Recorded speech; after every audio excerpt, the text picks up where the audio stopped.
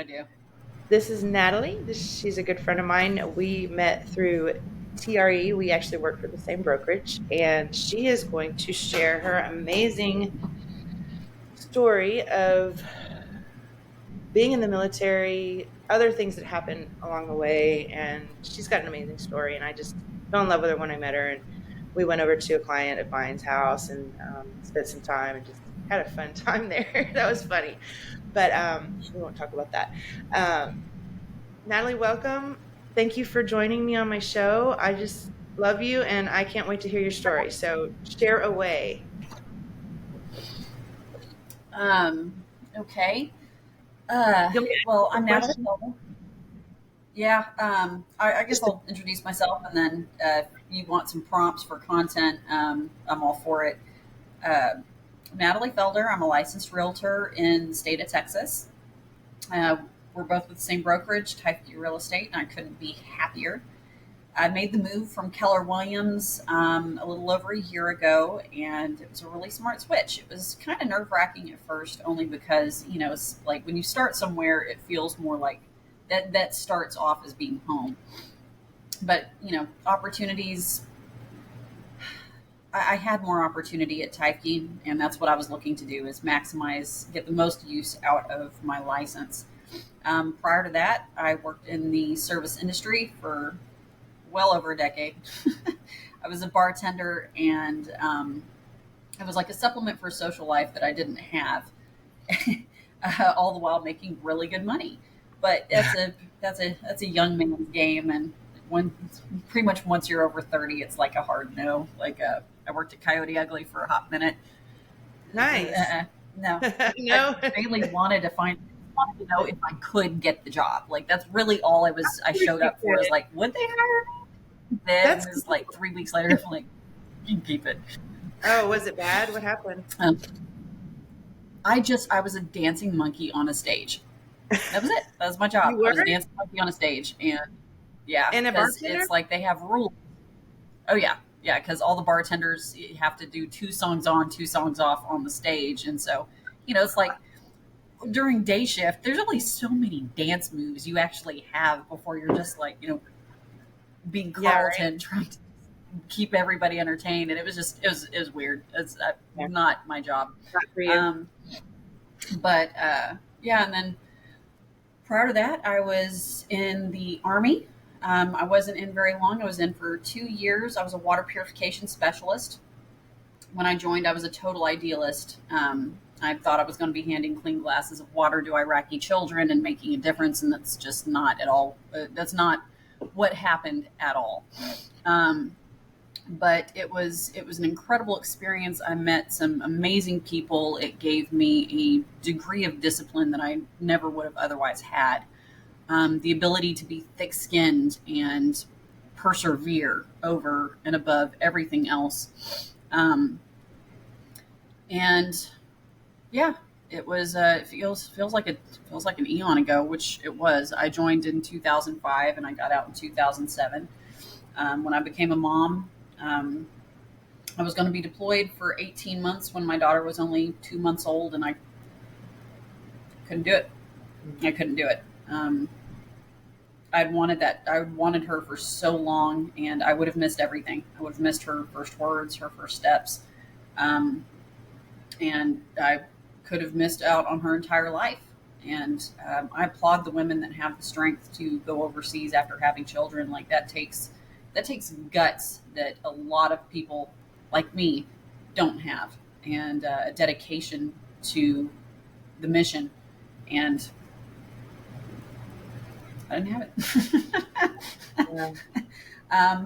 Plus, I was stationed on Fort Hood, which I'm sure like a lot of people have read plenty of news articles about what happens on Fort Hood, and it is absolutely 100% accurate and correct.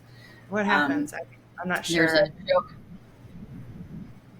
Oh, just female soldiers being killed or going missing, just Really? disappearing, and a lot.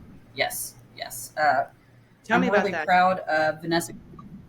Well, so I guess the most prominent name is Vanessa Gullion, and she's very blessed to have had the family that she had. They did not stop rattling chains. They did not go quietly into the night. They still to this day make a lot of noise to get Fort Hood to acknowledge where they're going wrong.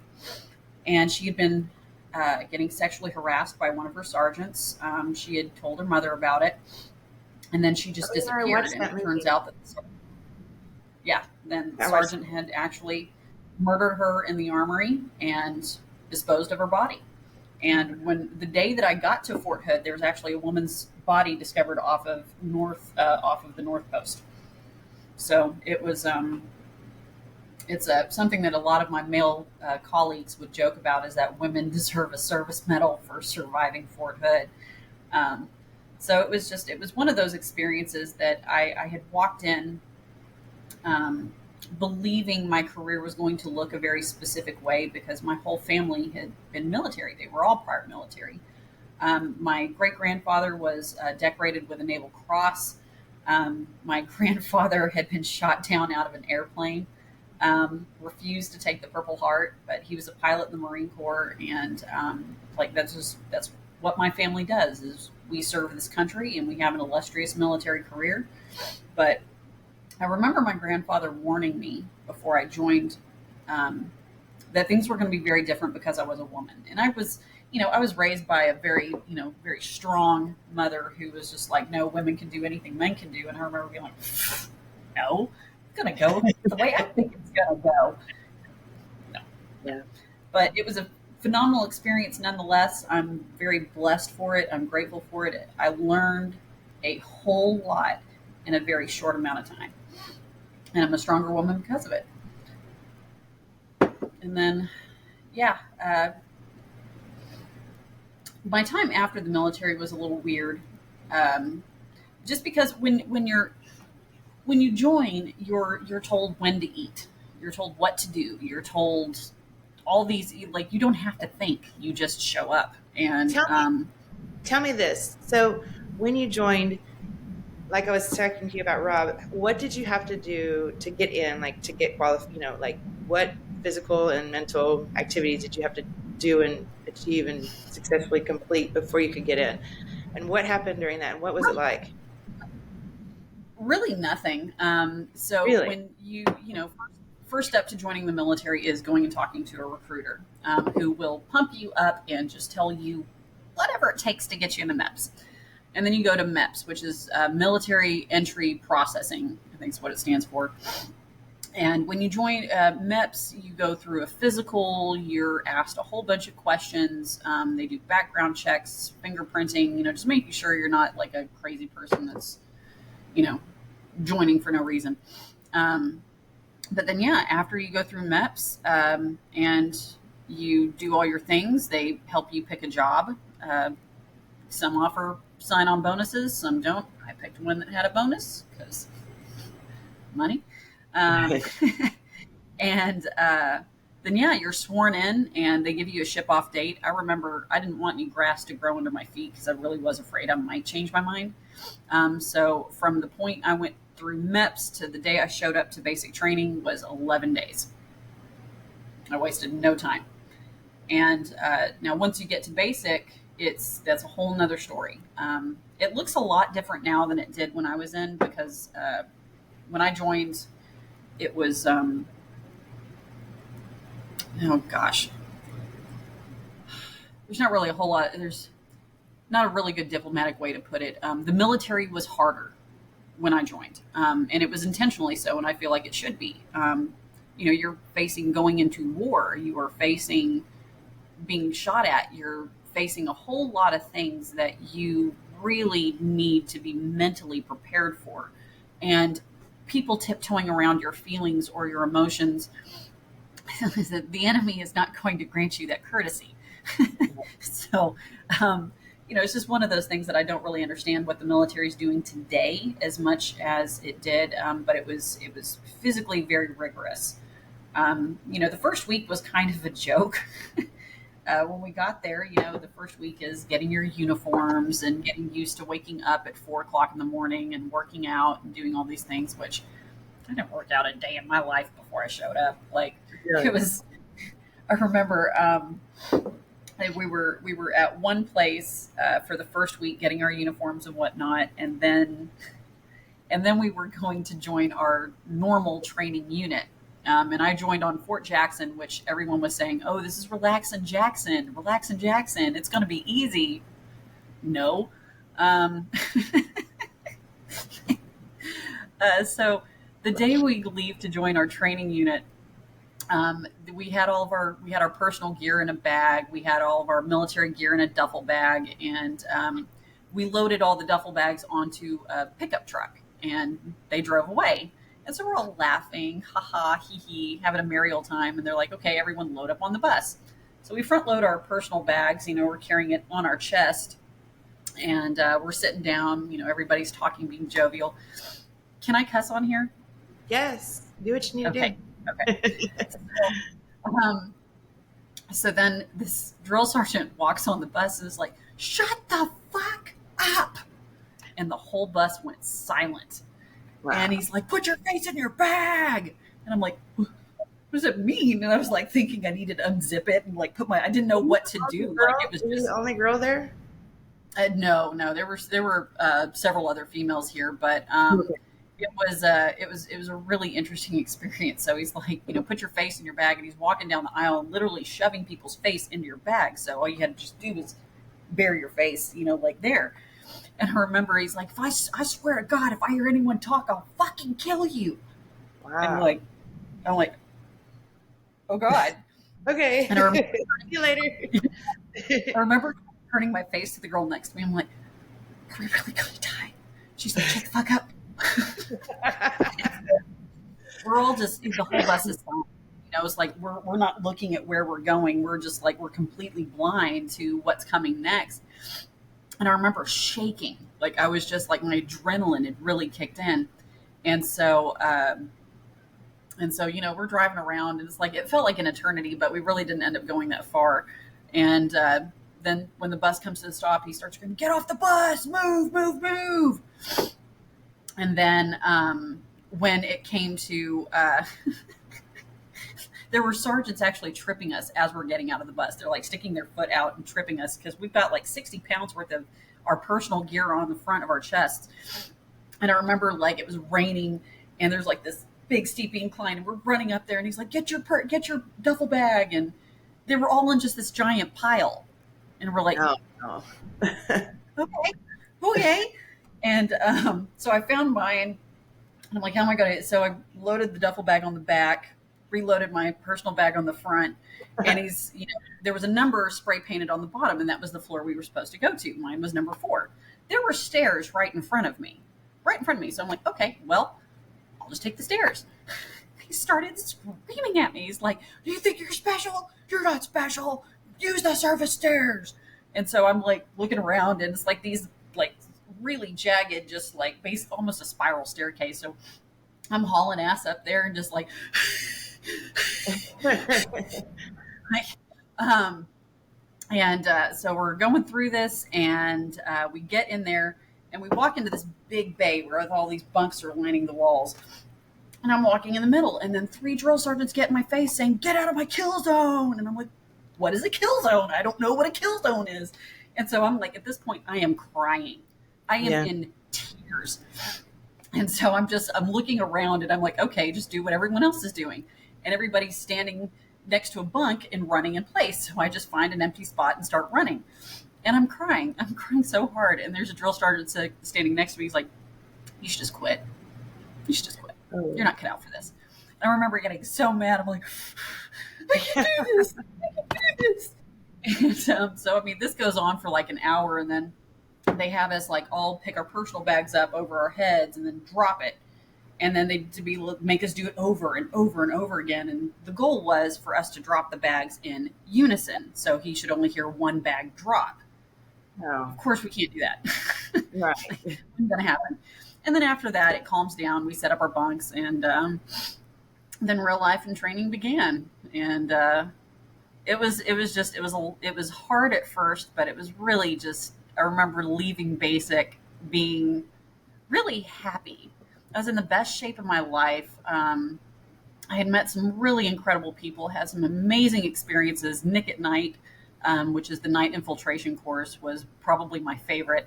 It's like we're crawling in the dirt, and How about that? Yeah. there's like grenades going off around us, and they're shooting live rounds over our head.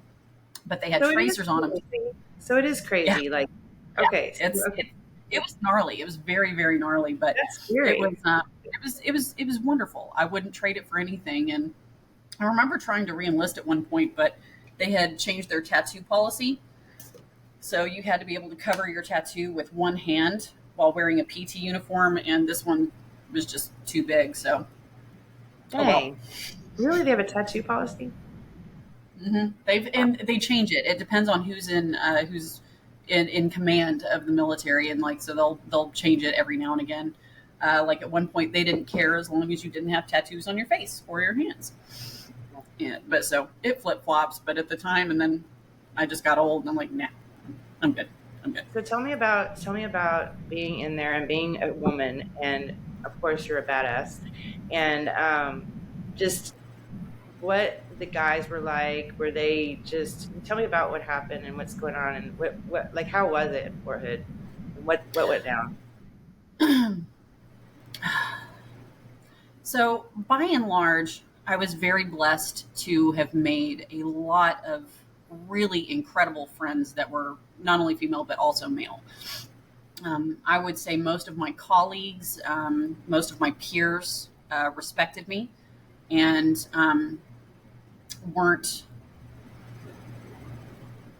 uh, demeaning, I guess. They weren't demeaning in any way. They treated me as though I was an equal. Leadership, however, was very, very different.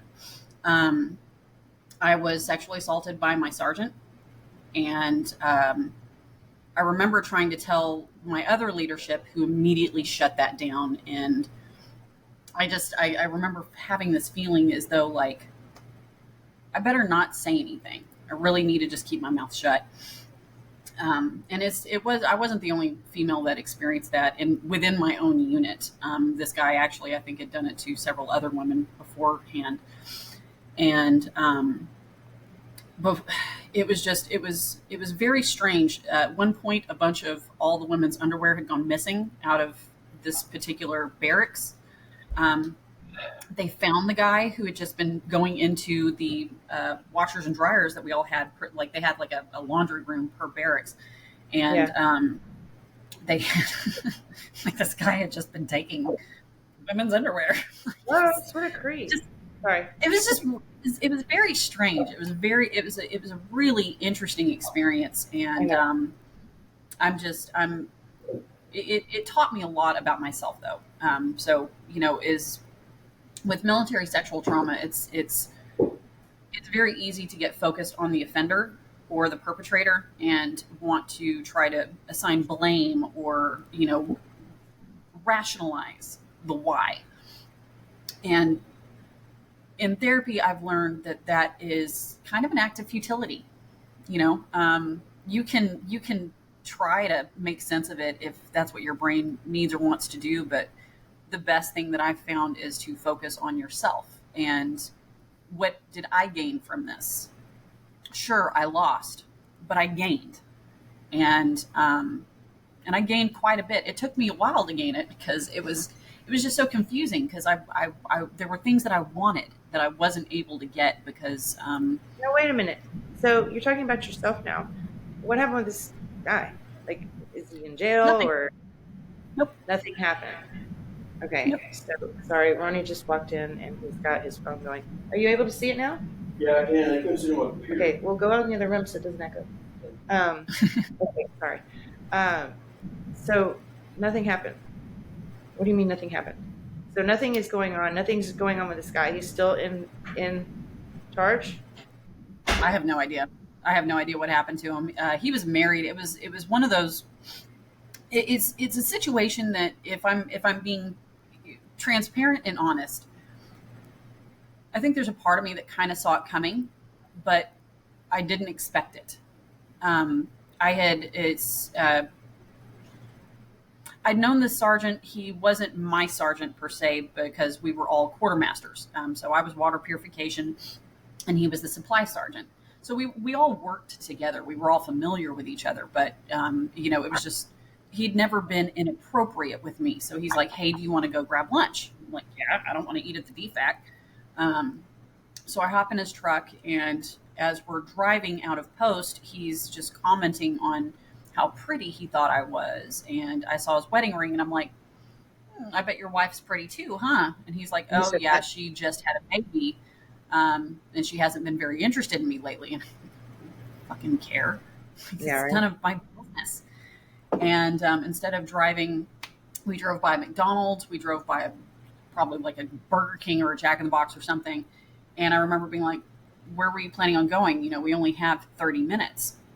And he pulls into one of these like rent by the hour motel rooms uh, just outside of post. And I remember thinking, I need to run. I need to jump out and run. But the unfortunate thing with military sexual trauma is during training, it is drilled into your mind. You do not disobey. You do whatever your sergeant says. And it's your rational brain stops working. I feel your rational brain stops working as well as it rightfully should. And so, long story short, we were in and out, and I went back on post, and I tried to tell my sergeants, who immediately shut it down. And When you the say one shut it time I down, tried bringing, shut it down, like they just didn't want to hear you?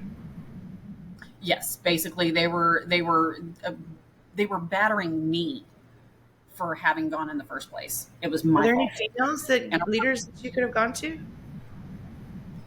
Or were I there? mean, it's at the time there was no open door policy with your superiors. You went from to your sergeant, who then would determine whether or not it went to the commander, and then that commander would then determine if it needed to go further up the chain.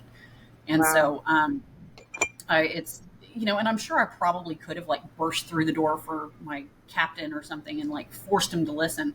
But it was one of those situations where I was 21 years old. I didn't know any better. I was young and didn't know what I know now.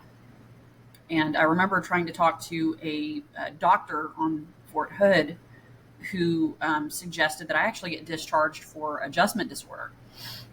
And then my sergeants decided I need to see a different doctor who was a military doctor who completely disagreed with what they said. And I just let it go after that, is what it is. No, that's. I'm assuming that No, I mean, happens. really, I am so grateful that my experience wasn't worse, because for Vanessa Guillen and countless other women across the United States, and even on bases that aren't in the United States, experienced it and still experience it to this day. I feel like if we can start removing the stigma of it being this shameful, dark, dirty secret that we have to hide, nothing's going to change as long as if it turns into a pity party. It's like, no, it happened. I'm stronger now. I know myself better now. I'm better because of what I had to go through in order to get here and not break. And so I'm I know that you sharing your story, there's a big delay. I'm sorry. Like you talking, it's a big delay, but you sharing your story is going to help so many women. And I hope that I they hope. reach out to you. Yeah. And I'm not sure what you do today as far as doing any kind of anything with that, with sharing your story, because I know it's got to be hard. Is there anything you have going on right now that you are maybe helping women through this, or maybe have an idea of doing it, or maybe you need some, you know, um I mean, beyond being just a quote unquote safe space to talk about it, really that's all I can do is just be the ear that some women need to have in order to accept and understand that this is a very unfortunate part of military life that needs to change. And the only way it's going to change is if we show up and say, fuck you, this happened. This happened. how can And I help I've you? got How an can I help incredible you with your connection. voice? How can I help you do that? Like really, like it needs to happen. So how can we, like, as women and men that agree with this, go and make a difference at Fort Hood? How can we do Well, that? really, the best way is to write your congressman. the best thing you can do is to write your congressman and start demanding that this becomes something that is in the spotlight. And write the president, Yeah. write the leadership on different military posts, and start making this making this more of a clear shot for women to be able to come forward and say, this is not okay. This happened to me. This was real. And it's I in a way I feel for leadership, because I know that I'm sure that there are some people that fabricate, that are dishonest, and that's really unfortunate because it minimizes the experience of many women. Yes. But the best thing to do is to be an ear, to listen, to congratulate them on making it through, because it's very easy for someone to make you disappear. Very, very easy. That's And scary. it is, it's freaking Like that's terrifying. scary. I saw that movie on that girl, and it scared me. I watched it like 2 or 3 times, and I just Yeah. was like, wow. And so, how did you leave the military? Like, were you honorably discharged? Did you leave? Okay. So, I received an honorable discharge in October of 2007, I think. God, can't believe it's been almost 20 years. Holy shit. Um, yeah, I got out in later in the year in 2007, and I actually got out on pregnancy. I got a awesome. Chapter 8 discharge, which is where I didn't have a family care plan that was willing to step up and care for my daughter while I was overseas. Like my mom was willing to, but she had COPD, asthma, and emphysema, and she was just constantly in and out of the hospital. So it was just, there was no way. There's no way. And so they gave me, the way it was presented to me is that I had two options. I could just sign my rights over to somebody completely, like he wasn't my husband at the time, but the man that I would end up marrying, I could sign my rights over to his side of the family. He told me all about his upbringing. I'm like, no. No. Or I could take the Chapter 8 and get out. And really, what I should have done is I should have just said, no, I'm going to stay in. I'm going to continue to do my time. And if you can't accommodate me, then so be it. Then I get a different kind of discharge. But I was just like, you know what? I'm done. I want to be able to sleep with both eyes closed for a change. So I took the easy way out, for lack of a better term. And yeah. So Natalie, you posted last night about Tina Turner and her relationship with her man. Tell me about that. Tell me about your story on that and what happened. I know we have it's 11 o'clock, but tell me. Well, we have 30 more minutes. So if you want to, you don't have to. Yeah, no, And it's how like is it like? How is it, no shame in anything, because it's I love not you. me that did Yeah, it. right. So tell me about so you had a daughter. Whose daughter is this is this the guy that you were with, the Tina Turner guy, or is this a new guy? Who's your daughter? Who's your daughter's dad? So so when I was in the military, I met a guy, and we had dated briefly, and then he started dropping the L word like 6 weeks into the relationship, and I'm like, dude, no, you can't love me. You don't know me. And so I dumped him, and we ended up reconnecting, and I got pregnant that following weekend, and it's kind of like pity a little bit. Yeah. But he really, at the time, he was a nice guy. He was a super nice guy. He was very doting, sent me flowers, all this other stuff. And we got married shortly after I got out, so that way I could stay on TRICARE and all that other fun jazz. And then he deployed throughout pretty much the majority of my pregnancy. And when he came home, he wasn't the same. There was like even some, like his eyes were different. It was like body snatcher kind of feeling. And he became this incredibly angry, abusive person. He actually ripped open my C-section stitches at one point. And so when I left with my daughter, our diaper bag, and the clothes on my back. And I tried going to a friend's house first. And I walked, it was probably maybe like a mile and a half with my daughter. I knocked on her door, and she's like, I don't want to get involved, handed me a blanket, for my kiddo and then shut the door in my face. Wow. So I remember I was walking through the apartment complex trying to figure out how I could maybe get to my car, what I was going to do next, because like this was incredibly spur of the moment. There were these two women standing outside, and I remember running to them and just saying, "Would you please take my daughter upstairs? Don't let her leave your home for any reason. I just need to use your phone to call the police." And she's like, "Oh no, honey. Oh no, honey. You're coming upstairs with us." So these two women got us upstairs, and I remember I called the police, and it was a Monday. I called the police, and hours went by, and they never showed up. And so I finally called a friend, told her what was happening. She called leadership, told them what was happening, and his leadership showed up before the police did. And yeah, I haven't been back since. The abuse is more mental and emotional than it was physical. He gave my daughter a black eye. I busted open my C-section stitches, and it was an ugly situation that kept getting uglier. And there's a lot I didn't want to leave behind, but I had to. It was like that or my life. And so I took what I could, and he destroyed like most of her toys. He destroyed all of my clothes. He tried pawning a lot of my like knickknacks and whatnot that I had. And I didn't have much left, and so I had to rebuild my entire life. But I remember when I left, I went and I stayed with a friend, and broken into, and the only thing that went missing, there were tools and everything. The only thing that went missing was my guitar and my stroller. And so I'm like, okay, I know who did this. But then a friend opened up their door for me in Austin. That's how I got here. And a few weeks later, I got a job at a place called Whitehall Jewelers in Lakeline Mall. And it was a really, really sweet gig. Like they paid $15 an hour and like had 10% commissions. And I'm like, whoa, bet. He's making $8. So, when was that? 2007?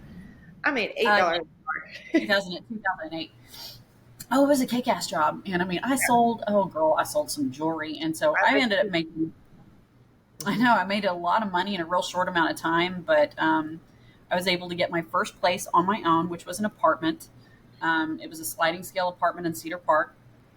And I didn't really have a whole lot of money for furniture and things, so I just combed the free section of Craigslist, and I had a little Ford F-150 with an extended bed, and I just went and picked up a bunch of furniture, and then I'd cruise like around Far West and like all the ritzy neighborhoods around Austin and just take whatever they had sitting out by the curb.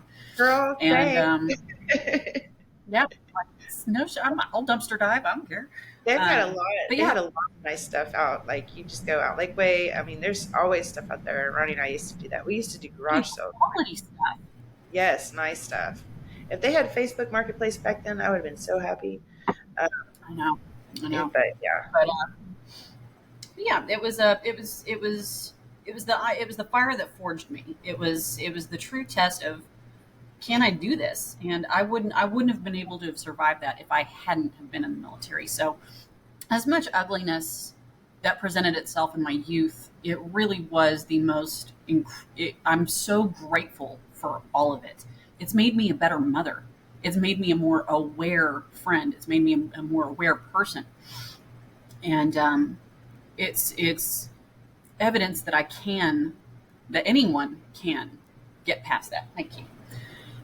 And Tina Turner really was my inspiration for being able to leave. You know, she went like, my God, my situation wasn't nearly as bad as hers. And she went through hell and back and just came out glowing on the other side. And I just remember being like, amazing woman. I think I can. I know, just an incredible human being and true inspiration for just having faith in not only the higher power that exists, but yourself as well. Like you have to believe, you have to bank on yourself. And God bless her for that, because I wouldn't have made it without her.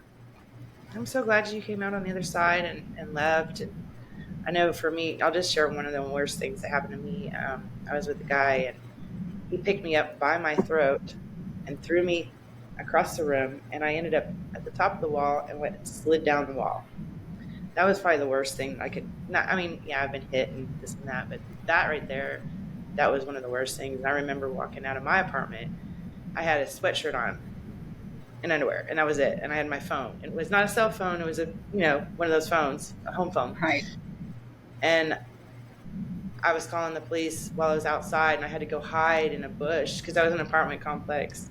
And they came and got him. And Ronnie and I got together. He saved me from that. Got out of that relationship, but I can relate. I know, and I can't relate to the whole being in the military. I mean, if I could have, I probably would have, but I didn't. I was probably a wimp.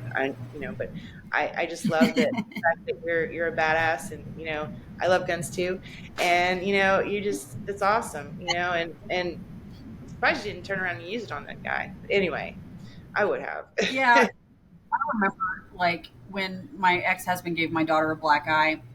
I won't go into details of that day, but I remember I had my little 38 and I actually ended up pulling it on him, and I pointed it at his head, and I'm like, this ends today.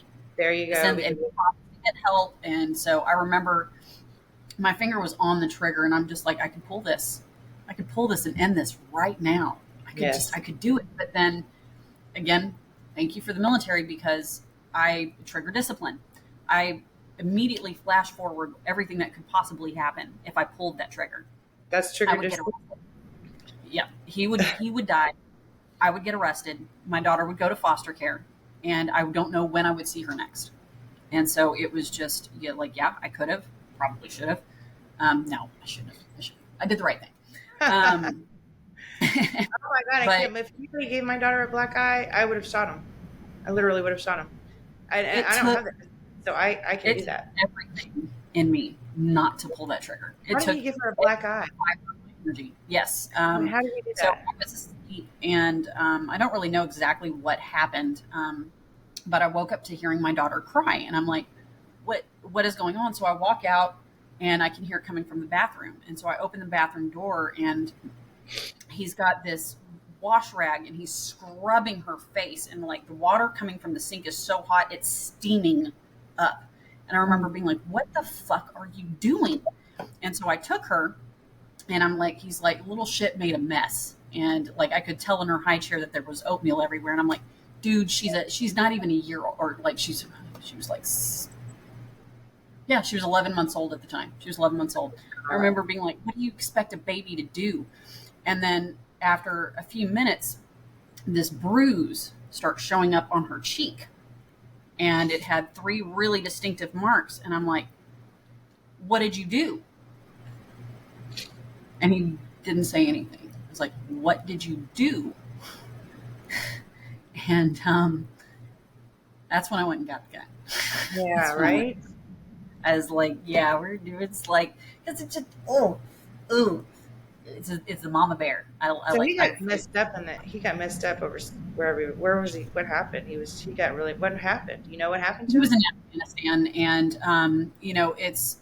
I couldn't find out what was happening as it was happening, because it's OPSEC, operational security. You can't disclose what's happening, because they are listening. Like, the enemy is always listening in, and sometimes even watching.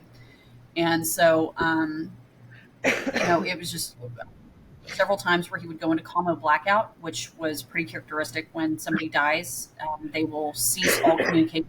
The family is notified. And so there were several times where I would go 2 or 3 weeks without even hearing from him, and that's because they were trying to handle getting notification to the family, so that way the family didn't find out beforehand. What's it called again? So he was almost dead, or what? It's called combo blackout, and it's just where they stop all outgoing communications from the post in order to allow the family to be properly notified, rather than, this guy tells this girl, and then who then calls that girl, and then calls the family and tells them. They need so what to do be they do? Shut properly your phone down, or how do they? I mean, certain people's phones down, or everybody's phone. Everyone's. Okay. So they didn't have cell phones back then. They had like regular phone. It was like a satellite phone that everyone got to use. So they just stopped. You couldn't log onto the internet. You couldn't make phone calls out. You couldn't make any outgoing phone calls. There was no incoming. What do they do now? So I mean, the only thing that I have no idea. Yeah, I mean, I'd imagine with how quickly with how much communication has advanced, they probably have like more instant notification to where they can, deploy these messengers to go immediately to the family and notify them. But sometimes people are hard to locate. So, yeah. Wow. So you thought he was dead? I had no idea. But and I remember every knock at the door, I didn't know who was going to be on the other side. I remember one time there was a soldier on the other side, and I opened the door, and he's just like, "I'm looking for, I'm looking for the leasing office," and I'm like, "Do you know what you me?" Oh. But hindsight, there's also kind of a part where I'm just like, what if he had have died? I would have been like $500,000 richer, and I wouldn't have gone through any of that crap. But is that what they do? They give you $500,000? Yeah, the military life insurance policies at the time was really generous, and it was $500,000. So yeah, my friend, I walked through with my friend. Her husband. I'd never heard any of this stuff though. She never told me any of this, but I heard a lot of, about the medical and stuff because her son was always sick, and we threw him a big party when he got home, like the whole neighborhood did. But I never heard of anything about this stuff, and he was in Fort Hood, so. I don't think he was.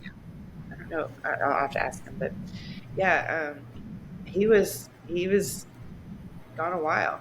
She had a baby and he was sick. It was sucked. I walked through that with her, and it was really nice.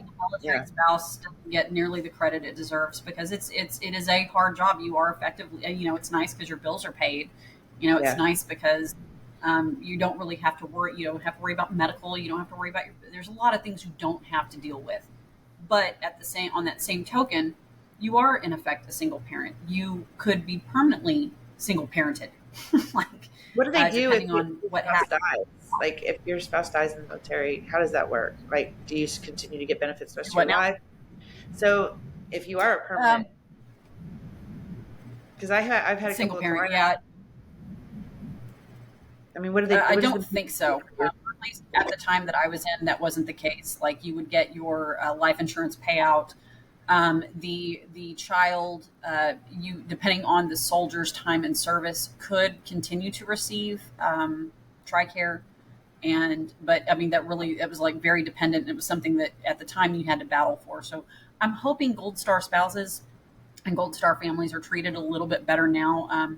But I do know that Gold Star spouses can use the VA home benefits. What is Gold Star spouses about that? It's a soldier who's died overseas. Okay. And that's a program that the military offers? It's not a program. It's just how they identify people who survivors of a soldier who's died overseas. You get a Gold Star. That's nice. Right. Thanks. Yeah, I know. But they can use their deceased spouse's VA benefits in some respects. So, yeah, what about housing? That is so. Housing, no. Can they use their VA loan? Under some circumstances, yes, they can still use the VA loan. But once the soldier passes, they're given basically a time to leave. If they're on post housing, they can't stay there indefinitely. They have to leave within a certain time. So what are the requirements do you know about the VA loan? And if your spouse does die, what is the surviving spouse? What do they get as far as a VA loan? I'm just because we're going to be putting this out on real estate. It works the same as a VA loan. It depends on how, I believe it depends predominantly on how long that person was in the military. So, I mean, like if they were in for a matter of weeks or, in their unit for a matter of weeks, I don't think that it's eligible, but I'm still learning more about the Gold Star spouse program. So, but I did remember talking to a lender and that was something that they could do. I work more with veterans than their families. Okay. Yeah. Chad is a wealth of knowledge. The guy I introduced you to, he is the VA lender of, Michael is too. He's very good. So, they're the best in the business as far as I can see. Natalie, I appreciate you and your time and your friendship, and I really love you, and you're a badass bitch.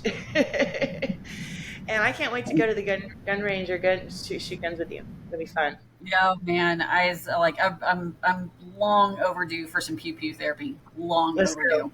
Let's go. And my daddy and Let's my do it. mom are watching. They probably love to do it too. They've got so much. I love going to their house. It's fun. But anyway, do you have anything? So Natalie, how do people get in touch with you?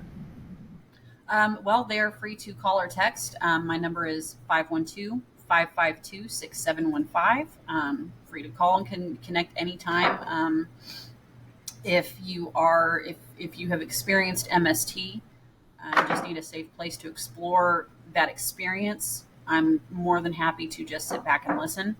I do want to make sure that people are aware that you are entitled to VA disability benefits due to MST.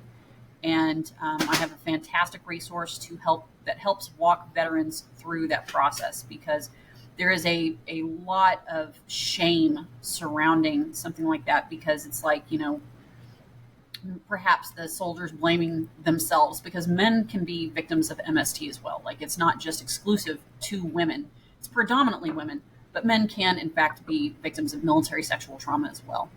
And so, there's shame, there's fear, there's a lot of negative emotions surrounding that experience. And the best thing to remember is that that's not something you did to yourself. That's not something that you are at fault for. And so it's not your fault. You have no reason to feel ashamed of it, but it will take time to work through those feelings. And that's 100% okay. It's a journey. You take your time, do it right. Don't rush through it. Do it right. There are a lot of there's a lot of chat going on here. Can you open the chat, Natalie, and see if there's any questions? Yeah. It looks like won't let me scroll up. Melissa is there we go. Now it's working. I set it up here. Let's see. Melissa is a veteran as well, and has had some experiences, and has quite a bit of input. I love that. Thanks, Melissa. Yeah, I love that. Melissa, what's your last name? And so how can we reach out? How can Natalie reach out to you? Just shoot her a text. You got her number. Thank you for your service. Yeah, both of you and everybody. Thank you. And you know what, Natalie, I know there's something that God has ready for you to do, and I hope that it happens soon. And you're already doing it, but I mean, I hope it's big. I hope and I'll help you, whatever, because I love you guys too. And I'm gonna cry. Thank you. I'm gonna write down that. Hold on. Yeah, write it down. So, you want to copy and paste it? No, I'm going to write it down just because I'm old school, and it actually helps me remember. Like, I have a photographic memory, so as long as I write something down, I can, like, addresses and things. My sister doesn't understand how I can remember half the crap I remember, and it's like, I wrote it down. It helps. No, I'm actually writing. I've got a couple books that I'm in the process of writing, and I want to get published. So if you happen to know any book publishers, I'd love, or literary agents too, I'd love to chat. Yes, I do. Yeah. Nolly Williams is actually one of my coaches from before. I used to work with him, and I'll connect you guys and see what he's got. Let's see. Do you see any comments? Or Ronnie said I've got. Yeah, okay. For some of us, it wasn't a matter of dedication, etc. When it came to leaving. Oh, really? You can post on Amazon for free, publish on Amazon for free, she says. You can. I want to do the more old school way, though. Like, I know how to do it. I got you. Yeah. I got you covered. I got published in a magazine like 2 years ago for one of my short stories. It was Ralph Steadman, Hunter S. Thompson's artist friend. He did this really cool painting, and the Woody Creaker, which was Hunter S. Thompson's magazine of sorts, had open submissions, and so I submitted my story, and it got published. Awesome. And that just kind of really just made me be like, all right, okay.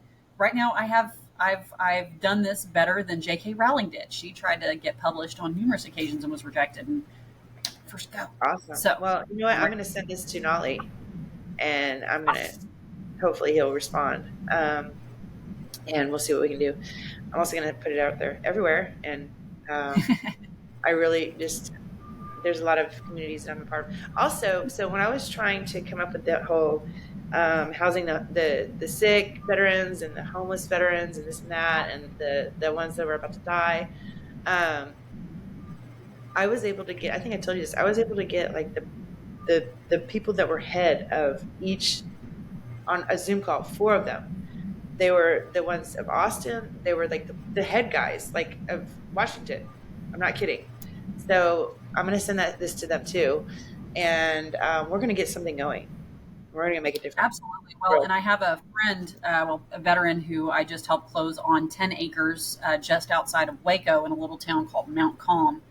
And that's something he really wants to do is create, like more or less an RV place for veterans to come and collaborate and, sit around a fire pit and share war stories or life stories, or silence Well, they even, have sometimes places. it's nice They to give have you, they or fund just you. be a time. They fund Yeah. you and give you, the stuff to use, like for medical, like people that need medical services. They give you everything you need, and they pay you to do Yeah. it. That's So awesome. yeah, Awesome. you need to really, yeah. I'm gonna hook you up. I know a lot of people, so we're gonna get this done. Thank you, Natalie. I appreciate you, and I love you. And y'all have a good day. And thanks for coming to the podcast, Agent for Thanks Community. everyone for joining and for sharing. And I appreciate you being on this journey with us. Yes. Thanks, guys. Bye. All right.